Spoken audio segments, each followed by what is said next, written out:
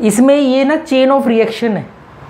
और क्योंकि वायरस कहाँ है, भेदभाव का कीड़ा कहाँ है, भेदभाव का बैक्टीरिया कहाँ है, दिमाग में। और दिमाग में कहाँ है, अवचेतन मन में। अवचेतन मन का मतलब सबकॉन्शियस माइंड में, ठीक है, स्लीपिंग माइंड, अवचेतन मन, सबकॉन्शियस माइंड, ठीक है।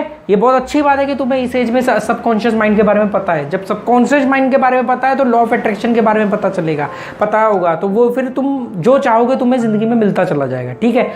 बैक टू द पॉइंट, ये क्या है कि देखो, जिस आदमी के साथ अमीर गरीब के मामले को लेके भेदभाव हुआ और जिसकी वजह से वो बेचारा परेशान है, मतलब उसको एक है शिकायत, वही व्यक्ति शादी के लिए लड़की गोरी ढूंढता है, अमीर ढूंढता है। तो मतलब जब उसको मौका मिला तो उसने भी भेदभाव किया। उसके कई बच्चे, उसके बच्चों में जो बच्चा सुंदर है उसका अट्रैक्शन उसकी तरफ हो जाता है, झुकाव या एक वो, तो ये चीज हो जाती है। जिन लोगों के साथ धर्म के आधार पे किया भेदभाव, मान लो माइनॉरिटीज़ ये कहती हैं, माइनॉरिटीज़ बोलते हैं जो कम धर्म के कम लोग होते हैं, जैसे इंडिया में मुसलमान है वो कम है, ज़्यादा कौन है, हिंदू है सबसे ज़्यादा। तो वो जो कहते हैं कि यार हिंदू हमसे भेदभाव करते हैं, सच भी कहते हैं, बिल्कुल सही बात है। बहुत सारे मेरे ऐसे दोस्त हैं जो मुसलमान को नौकरी पे तभी रखेंगे जब तक हिंदू नौकरी पे ना मिले, है ना। और झूठी अफवाहें तो वैसे ही बहुत जन्म लेती हैं। अभी किसी ने मेरे को बोला था दिल्ली में रूह अफ़ज़ा वाले उन्हें मुसलमानों को ही नौकरी देते जी, हिंदू को देते ही नहीं। मैंने कहा भाई साहब ऐसा नहीं हो सकता, अगर ऐसा होगा तो उसके ऊपर कानूनी एक्शन होगा। रूह अफ़ज़ा कोई आज की कंपनी है, ठीक है, वो हमदर्द है, एक मुस्लिम की कंपनी है, यूनानी, वो क्या फॉर्मूला है जो भी डिटेल है उसकी, पर ऐसा नहीं होता। पर अफवाह उड़ाने में क्या जा रहा है। तो वो लोग भी जिनके साथ भेदभाव होता है वो अपने अंदर झांके ना, जो बोल रहा है कि भाई मेरे से कास्ट के आधार पे, मान लो कोई बोलता है हमारे साथ तो कास्ट के आधार पे हुआ भेदभाव, भाई तेरे साथ कास्ट के आधार पे भेदभाव हुआ, बिल्कुल गलत हुआ, पर क्या तुमने रंग के आधार पे भेदभाव किया? क्या तुमने अपने रिश्तेदारी में, अपने दोस्तों में पैसों के आधार पे भेदभाव किया? ये सवाल तुम्हें भी तो अपने आप से पूछना चाहिए। तुम भेदभाव की शिकायत तभी कर सकते हो जब तुमने कभी भेदभाव ना किया हो। हाँ, तुम ये कह सकते हो कि हमने कास्ट के आधार पे नहीं किया, कैसे कर सकते हो? क्योंकि तुम तो ऑलरेडी तुम उसका शिकार हो ना, विक्टिम हो। पर जहां पे तुम विक्टिम बना सकते थे तुमने वहां भी बनाया। मतलब जो वही अमीर गरीब वाली बात ना, कि अमीर ने गरीब के साथ किया, गरीब को शिकायत है कि अमीर लोग तो हमारा दमन करते हुए आए, हमें दबाते हुए आए हैं, है ना। पर वही गरीब को जब मौका मिला रंग भेद के आधार पे, धर्म के आधार पे, वो जिनके साथ कास्ट को लेकर के हुआ उन्होंने भी रंग के आधार पे किया, है ना, या हाइट के आधार पे किया, जेंडर के आधार पे किया। अब ये जेंडर पे आ जाओ, जेंडर मेल फीमेल, ये सबसे इंपॉर्टेंट, सारे इंपॉर्टेंट है, बहुत गंभीर बातें हैं ये। जेंडर के आधार पे तुम लड़कियां हो, लोग हमेशा लड़कियां, जैसे मेरे को बोलते हैं तुम्हारे 2 लड़कियां हैं, अच्छा लड़का नहीं है। मैंने कहा अगर लड़का होता तो मैं 3 बच्चे नहीं बोलता। ये सवाल जब तुमने पूछा कितने बच्चे हैं, मैंने कहा 2। फिर तुमने पूछा कि एक लड़का एक लड़की, मेरे से पूछते नहीं है, ये मेरे साथ बहुत साथ ज़्यादा होता है कि और कितने बच्चे हैं आपके, मैं बोलता हूँ 2 बच्चे हैं, एक लड़का एक लड़की होंगे। मैं कहता हूँ नहीं जी दोनों लड़की हैं। अच्छा दोनों लड़की हैं, लड़का नहीं है। मैंने कहा लड़का होता तो मैं 2 बच्चे बताता क्या? कॉमन सेंस लगाओ। फिर उसके बाद में कई लोग बोलते ओहो चलो, एक ने तो मेरे को यहाँ तक बोला, मैं कहा तू बढ़िया, अरे यार क्या करते हो, चलो कोई नहीं यार। मेरे भाई के भी 2 लड़कियाँ थी, फिर बाद में ना लड़का हो गया था। ये क्यों? क्योंकि उनका मानना है कि बहुत सारी चीज़ों में लड़कियाँ एक्चुअली में काबिलियत क्या। तुम पिछले 20 साल के रिकॉर्ड उठा लो, सीबीएसई बोर्ड, 12वीं के नतीजे, 10वीं के रिजल्ट, 12वीं के रिजल्ट, 12th के रिजल्ट, हमेशा लड़कियों के नंबर लड़कों से ज़्यादा आते हैं। वो इंटेलिजेंट होती लड़कों के मुकाबले, क्योंकि लड़कियों में इमोशनल फीचर्स ज़्यादा होते हैं, जिसकी वजह से उनकी लगन और एकाग्रता बढ़ जाती है और ओवर कॉन्फिडेंस नहीं होता। लड़कों में ओवर कॉन्फिडेंस तो पहला तो यही ले जाता है कि हम लड़के हैं, पहला ओवर कॉन्फिडेंस तो उनको यही ले डूबता है कि हम लड़के हैं, कि हमारे नंबर कम भी आए तो कुछ तो कर ही लेगा, कुछ तो कर ही लेंगे। और वो कुछ नहीं करते, वो उनको लगता है कि वो कुछ भी कर सकते हैं, ठीक है। लड़कियों का मतलब मेरे से पूछो तो मैं हमेशा लड़कियों को लड़कों से ऊपर मानता हूँ। ऐसा नहीं कि महान बनने के लिए नहीं, प्रैक्टिकली मैंने रिजल्ट देखा है। अभी हम कुछ दिनों पहले पार्टी गए थे, पार्टी गए, सौरव अंकल के घर गए, खेत पे गए हम, खेत पे उन्होंने हमारे को वीडियो डाले, हमने सारे खाना खाया खेत पे बैठ के, नेचुरल तरीके से उन्होंने हमारे लिए खाना बनाया। खेत पे कौन कौन काम कर रहा था? सौरू अंकल काम कर रहे थे और सौरू अंकल की वाइफ भी काम कर रही थी। और बच्चों का ख्याल कौन रखती है? सौरू अंकल की वाइफ। वो खाना किसने बनाया था? सौरू अंकल की वाइफ या मम्मी ने। और खेत पे उनकी मम्मी भी थी। कमाल की बात देखो कि खेत मतलब उनका कमर्शियल इनकम सोर्स। तो असली विमेन पावर देखनी है तो गांव में जाके देखो ना। जो औरत, गांव की औरत, जिसको आप बोलते हो गांव की गवार या लड़की या गांव की औरत, और वो नाराज भी नहीं है क्योंकि उसने इसको कबूल किया हुआ है। वो औरत घर भी संभाल रही है, फिर वो खेत में भी काम कर रही है, तो वो डबल काम कर रही है। और आदमी क्या कर रहा है? आदमी एक काम कर रहा है, खेत पे काम करेगा, उसको अनाज को बेचेगा जो भी करेगा, जो भी आदमियों से होने वाली डीले वो करेगा, खेत में काम करेगा, शाम को अपना चिलम पिएगा या दारू पिएगा या जो भी करेगा। पर वो औरत को देखो, वो दोनों जगह काम कर रही है। ऐसे ही अगर थोड़ा मिडिल क्लास में, मेट्रो सिटीज़ में आ जाओ तो औरतें बच्चों की पढ़ाई में ज़्यादा ध्यान रख रही हैं। कुछ एक्सेप्शन केस हो सकते हैं जहाँ पे आदमी करते हो। भी टीचर्स ज़्यादा आते हैं। अब जो टीचर तुम्हारे को स्कूल में पढ़ाती थी वो मेल थी फीमेल थी? फीमेल। क्या वो अपने घर में जाके बच्चों को पढ़ाती होंगी? हाँ। क्या वो घर में जाके रात का खाना बनाती होंगी? हाँ, मोस्टली। कुछ हो सकता है कुछ ने मेड रखी हो या कुछ के घर में कोई और, वो कुछ केस हो सकते हैं, पर इन जनरल ज़्यादातर वो स्कूल में भी पढ़ा रही हैं, फिर घर में जाके खाना भी बना रही हैं, सुबह भी तैयारी करके आ रही हैं, अपने लिए भी बना रही हैं, अपने हस्बैंड के लिए भी बना के आ रही हैं, जो ऑफिस जाएगा सारी कुछ करके आ रही है। तो कौन डबल मेहनत कर रहा है? विमेन पावर इसको बोलते हैं। असली विमेन पावर देखनी है तो आप गांव में देखो, खेतों में देखो, ठीक है। तो जो जेंडर के आधार पे होता है ना, ये तो सबसे मूर्ख लोग हैं। और ये सब चीज़ अगर कोई करता है, अगर किसी ने तुमसे नाम पूछा और उसके बाद पूछा कि तुम्हारा धर्म क्या है या कास्ट क्या है, तो समझ लेना कि ये आदमी की वीकनेस है। इसके साथ हम ज़्यादा लंबा चल नहीं सकते। इसकी दिमाग, उसके बाद वो जितनी मर्जी बड़ी बड़ी बातें करे, क्योंकि उसके बाद तो वो अपने आप को डिफेंड करने की कोशिश करेगा ना। पर अगर उसका पहला सवाल जो नेचुरल तरीके से आएगा, अगर उसने पूछा कौन सी कास्ट है, वहीं समझ लेना काम खराब हो गया। उसके बाद वो अगर कास्ट के बारे में पूछता कहाँ से हो। अब देखो, मान लो कुछ लोग बोलते हैं, जैसे बॉम्बे में, गोवा में, पंजाब में, दिल्ली में होता है कि बाहर के लोगों को उनको प्रॉब्लम होती है। बाहर के लोगों के वो अजीब अजीब नाम रख देते हैं, उनको दबाते हैं, मतलब ऐसा करते हैं कि ये लोग क्राइम करते हैं, रिश्वत लेते हैं, ऐसा करते वैसा करते हैं। सोचो, अगर गोवा में बाहर के लोग नहीं होते तो क्या गोवा में करप्शन नहीं होता? बम्बई में बाहर के लोग नहीं आए तो करप्शन नहीं होगा, है ना। क्राइम तो क्राइम है, वो बाहर वाला हो या अंदर वाला हो, ठीक है। और क्या रह गया इसमें?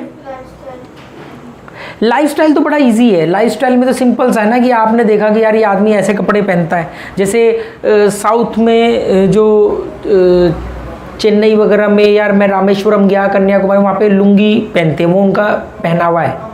तो बहुत सारे बड़े बड़े 5 स्टार होटल में, बहुत सारे क्लब में या बहुत सारी जगह पे, ये तो चलो क्लब वगैरह चलो फिर भी मैं बोल सकता हूँ कि भाई उनका अपना एक स्टैंडर्ड है या उन्होंने एक ड्रेस कोड रखा है। जैसे किसी ने डिनर जैकेट रखा है तो वो पैंट शर्ट में भी आपको जाने नहीं देंगे, या डिस्को में स्पोर्ट्स शूज़ नहीं अलाउ होते, ठीक है, तो वो फिर भी चल जाता है। पर जैसे वो लुंगी पहनते तो लोग उनके कपड़ों पे हंसते हैं, है ना। या कई देशों में या कई जगह पे तो सरदार होने पे, मतलब सिखों की पगड़ी के ऊपर मजाक उड़ाते हैं। ये लाइफस्टाइल में आ गया ना कि कौन आदमी कैसे बाल रखता है। कल को कोई मेरी चोटी पे मजाक उड़ाने लग जाए, अब तो मैं कहता हूँ कि चोटी तो मेरा स्टाइल है, फैशन के तौर पे रखा, कभी भी कटवा दूंगा, ख़त्म कहानी, है ना।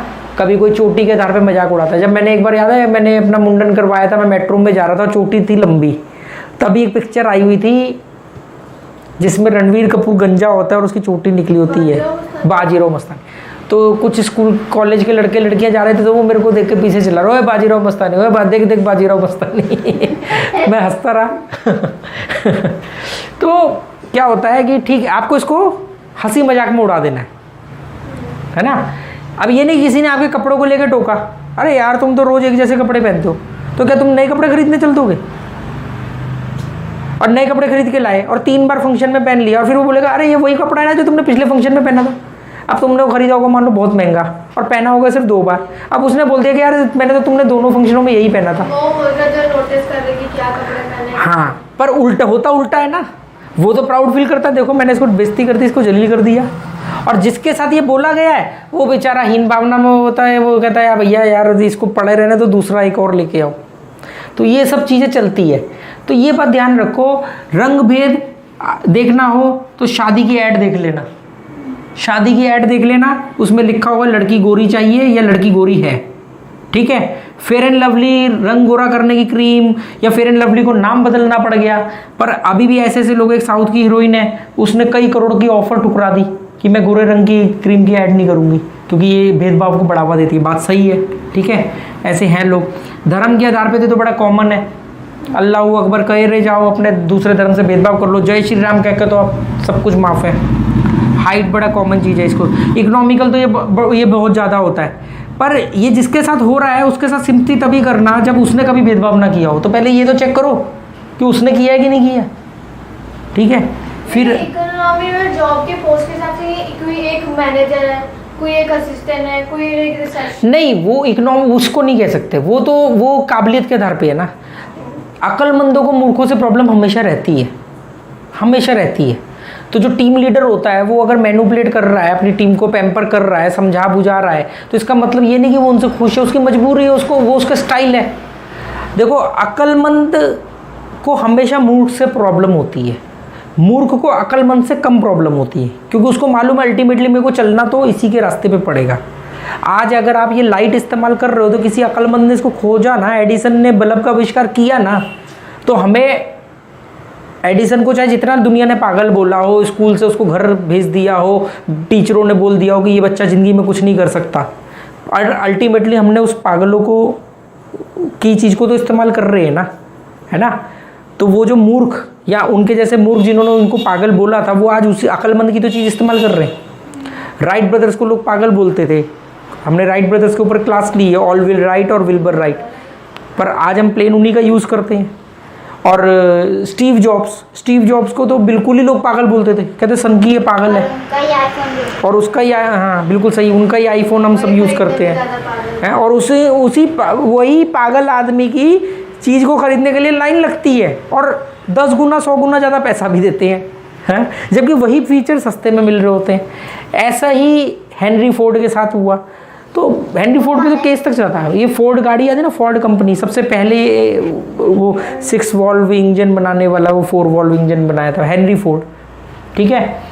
तो अक्लमंद और मूर्खों का भेदभाव एक अलग भेदभाव है, वो हमेशा रहेगा। ये वो भेदभाव हैं जो मानसिकता दर्शाते हैं, और ये सब चीज़ें अगर तुम्हारे अंदर हैं तो तुम अक्लमंद होते हुए भी मूर्ख ही हो। तुम्हारे पास टैलेंट होते हुए भी तुम आगे नहीं जा सकते अगर तुम इन सब चीज़ों का इस्तेमाल कर रहे हो, इनमें से एक भी चीज़ का इस्तेमाल कर रहे हो। तुम बहुत टैलेंटेड हो पर तुम धर्म के आधार पर संकुचित, तुम कभी भी दुनिया में सभी देश एक्सप्लोर नहीं कर पाओगे। तुम कभी भी हर आदमी, तुम मान लो बहुत इंटेलिजेंट आदमी है, बहुत इंटेलिजेंट है, बहुत कामयाब है, इकोनॉमिकल कामयाब है, लुक्स में कामयाब, हर चीज़ में कामयाब है, टॉपर है, बड़ा नेता है या बड़ा बिजनेस टाइकून है, पर धर्म को लेकर भेदभाव करता है, तो वो जिंदगी में एक अक्लमंद दूसरे धर्म के आदमी से सीख नहीं पाएगा। विन विन थ्योरी कि तू भी जीते मैं भी जीतूं, वो नहीं कर पाएगा। ऐसे ही वो बहुत अक्लमंद है और वो रंग भेद कर रहा है, तो वो रंग भेद वाला आदमी, अब सोचो अगर मान लो अमेरिका के लोग अगर रंग भेद को ज़्यादा वो करें तो ओबामा बनता ही नहीं, ठीक है। और ओबामा वहाँ पे राष्ट्रपति वो कलर से वो ब्लैक थे, नीग्रो नहीं मतलब ब्लैक, ठीक है। अगर कोई गोरे रंग वाला सांवले रंग वालों से भेदभाव करता है या अपने गोरे रंग पे इतराता है, तो ये पक्की बात है कि वो सांवले से वो चीज़ नहीं सीख पाएगा जो उसको सीखनी चाहिए थी, जो सीख सकता था। मान लो उसका 100 रुपये वो 20 ही ले पाएगा, क्योंकि वो भेदभाव कर रहा है ना, इसलिए खुल के उसके साथ वो नहीं कर पाएगा। उसका दिमाग इसी चीज़ में रहेगा, मैं तेरे से गोरा हूँ, तू जितना मर्जी अक्लमंद बन जा पर मैं तेरे से गोरा हूँ, तू जितना मर्जी टैलेंटेड और कामयाब बन जा मैं तेरे से गोरा हूँ, तू जितना मर्जी किताबें पढ़ ले मैं तेरे से गोरा हूँ। वो इसी में रह जाएगा, इस चक्कर में उसका वो निचोड़ नहीं निकाल पाएगा, ठीक है। लाइफ स्टाइल की सेम चीज़ हो गई, लिविंग ऑफ स्टैंडर्ड पे हम लोगों को जज करते हैं, इससे दिक्कत होना स्वाभाविक है। अगर हाइजीनिक प्रॉब्लम है तो मान लो कोई आदमी गंदे तरीके से रहता है, गंदे कपड़े पहनता है, उसके बॉडी से बदबू आती है, 6 दिन नहाता नहीं है, हिप्पी लाइक हिप्पी, तो आप भेदभाव कर रहे हो, समझ में आता है। आप इस आधार पे कर रहे हो कि मेरी शर्ट, यार तुम तो सस्ते कपड़े पहनते हो, मैं तो कपड़े महंगे पहनता हूँ, या तुम आउटडेटेड कपड़े पहन रहे हो और मैं लेटेस्ट पहन रहा हूँ, इस आधार पे। कास्ट तो ये तो बिल्कुल ही, इसमें भी मैं सोचता हूँ कि ये नीचे वाले कास्ट क्यों अपनी वो करते हैं, ये नीचे वाला वर्ड इसलिए नीचे वाला वर्ड यूज़ करना पड़ रहा है क्योंकि तुमने मान रखा, क्यों छुपा रहे हो। बोलो भैया हमें कोई भेदभाव नहीं है, नहीं जाना तुम्हारे मंदिर, नहीं जाना तुम्हारे मंदिर, तुम हमें बोलते हो ना मंदिर में नहीं आने देंगे, छोटी जात वाले हो तुम अपना हैं एडमिशन के टाइम। जब तक तुमसे कहीं ऐसा डॉक्यूमेंट, वैसे तो मैं डॉक्यूमेंट वाला तुम्हारी लाइफ बना ही नहीं रहा हूँ, पर अगर कभी जब तक डॉक्यूमेंट में तुम्हारी कास्ट ना पूछी जाए मत बताना, जब तक कंपलसरी ना हो, ठीक है। मतलब सोचो कि आपको वहाँ पे लिखना पड़ रहा है, जेंडर पूछ रहे हैं, चलो समझ में आता है कि जेंडर वो पूछ रहे हैं कि भी लड़का आ रहा है लड़की, कास्ट क्यों पूछते हो तुम। पूरा पॉलिटिक्स ही कास्ट के ऊपर चल रही है, ठीक है।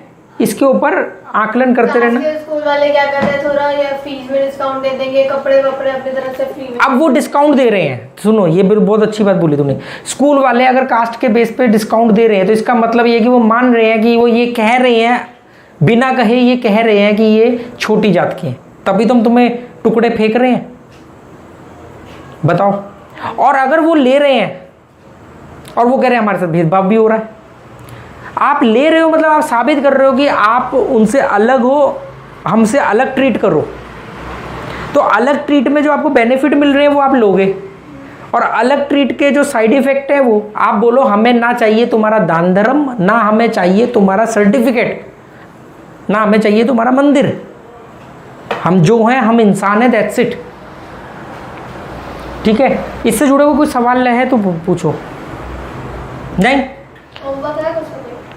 ये तो अपने आप में बहुत बड़ा होमवर्क है। इससे जुड़े हुए ये कितने टॉपिक है, 8 टॉपिक। अभी तुम क्या करो, इन 8 टॉपिक को अपनी कॉपी में लिखो, रेसिज्म करके। रेसिज्म की इंडिया की प्रॉब्लम नहीं है, ऑस्ट्रेलिया में भी होता है, इंडियंस के साथ होता है, ऑस्ट्रेलिया में, इंग्लैंड वगैरह में होने लगा था, जो यहाँ के बच्चे वहाँ पढ़ने जाते हैं उनके साथ होता है भेदभाव।